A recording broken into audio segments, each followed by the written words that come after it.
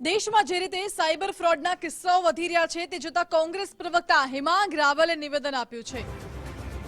Cyber fraud મુદ્દે મોટી meta company સામે નોટિસ પાઠવવામાં આવે તેવી માંગ કરી છે। કોંગ્રેસ પ્રવક્તાએ હેમાંગ રાવલે સાયબર ફ્રોડ મુદ્દે મહત્વનું નિવેદન આપ્યું છે। કહ્યું છે કે દેશમાં છેલ્લા 2 વર્ષમાં 3000 કરોડથી પણ વધુના સાયબર ફ્રોડના કિસ્સાઓ સામે આવ્યા છે। ત્યારે સાયબર ફ્રોડના ગુનામાં આરોપી પકડાતા નથી। આરોપીને પકડી કડક સજા થાય તેવી પણ માંગ કરી છે।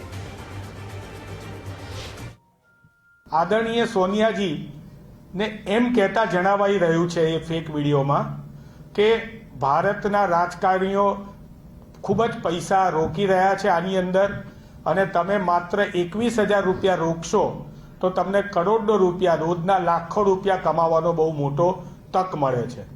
હુબહુબ સોનિયાજીનો વિડીયો એમના અવાજમાં, એમના ઓફિસના બેકગ્રાઉન્ડની અંદર એ ફેસબુક મેટાની અંદર રન થઈ રહ્યો છે। આગળ તપાસ કરતા માલુમ થયું કે ના માત્ર સોનિયા ગાંધી, ત્યારબાદ નારાયણ મૂર્તિના નામનો વિડીયો આ જ રીતે રન થઈ રહ્યો છે। સુધા મૂર્તિના નામનો વિડીયો પણ ફેક વિડીયો રન થઈ રહ્યો છે। એનેથી વધારે આજ સવારથી દેશના ગૃહમંત્રી શ્રી અમિતભાઈ શાહનો પણ પૈસા રોકવા માટેનો આ જ વિડીયો એ રન થઈ રહ્યો છે।